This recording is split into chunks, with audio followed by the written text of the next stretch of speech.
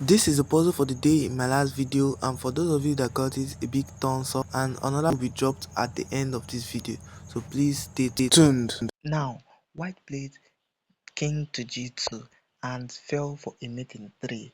Now, please pause the video to find out. And if you are one of those that found it out at the end of my last video, there's a big thumbs up for you. And if you couldn't find it, don't worry, because you'll see the answer now. As the move is none other but knight to e3. Now, you are giving up a full rook, and the moment white captures, you can notice that the bishop blocks the king from going back, so as the knight. So you give a check with the rook, and the rook blocks, and this is mate.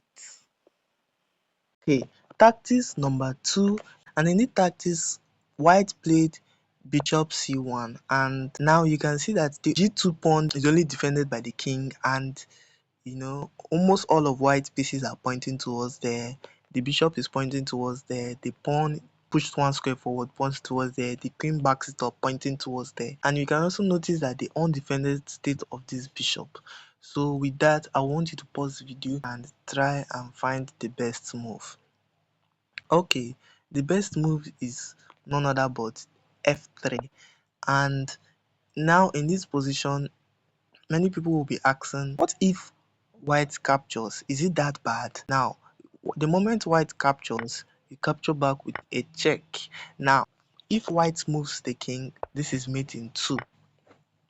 If white doesn't move the king, and captures back with the and captures by the bishop, then you can capture the queen, and the moment white moves, you still mate him. Now, going back, it's not compulsory that white will capture the pawn. What if the bishop goes to h3? Now, you can simply capture the pawn, and after all said and done, you can capture back. Now, the engine is very specific that we should not capture back this bishop. King g1, which I obviously agree with, because the moment you capture this bishop, you still give room for the same mating pattern. If you go here, this is mate, and if you go here, this is still mate. Going back, the best move in this position was to play g3, was to play your pawn to g3 and give up your knights.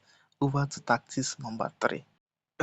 Now, in this tactics, I need to really laugh before I show you guys, because in this tactics, there's a tactics in the tactics, if you get what I mean.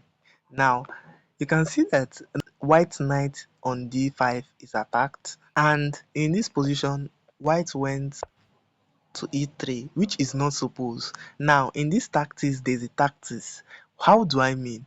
In this very position, I want you to pause the video. What can white do? Now, in this position, I want you to think, what is the issue in black's position that white can, capitalize? I will give him an advantage in this and even a win in this match. You can see now that white's major problem is not even the placement of his pieces, but the back rank that is not open. You might think, what do you mean? This back rank is defended twice, by the knight that can easily come up to f1 and the rook. But no, it's actually exploitable. As you can see in this tactics, there's a tactics. Now, white can sacrifice his rook, and the moment of black takes, which black cannot, you give a check. You'll be saying, why can't I can just bring back my knight, and defend it? Now you give another check, and don't be deceived. This is not a fork, as the aim is not the rook, as you are targeting something bigger and better. The moment the black king moves away,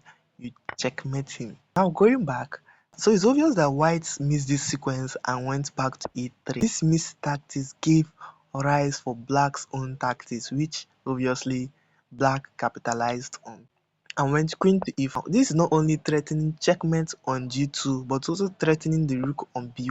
And in this position, white must give up the rook for the bishop, as white sacrifices the bishop, and now black will capture the rook and block with the queen. Now, for those wondering why I changed screen, I had a little challenge, and but I said I must, show this particular puzzle to you guys. That's why I had to input it on my chess app and present it to you guys. So black will take, and after you take the rook with the rook. and in this position black is winning. Now in this position, the white queen captured the pawn on e5, and after this, white began losing. Now this puzzle is based on spotting threats and ideas in the position. As you can see that white's pieces are very far from him. Now I want you to pause the video to find this.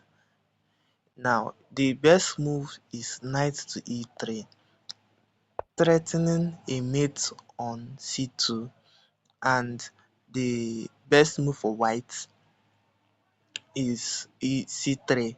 Is c3. Now some of you will be wondering, why didn't white play queen to b2, trading off the queens? But in this position, despite the fact that there is this, and after this you can capture, and after this there is this, there's even a better way to end the game by playing queen to e1, and after the rook blocks, you mate him. So that is definitely not an option, as the best move is queen to c3. Now this is not still safe, as you can still give a check, and there are only two squares for the king to go. Here and here still leads to the same thing. Now the king goes here and there's this check. I pick up the rook and black is winning. Now this is a puzzle which I will use to start my next video. In this position, black played rook to d8. Please try and find the best continuation. Let me know what you like and what you didn't like about the video in the comment section, and the solution to this puzzle will be shown in my next video. Please like, share and subscribe.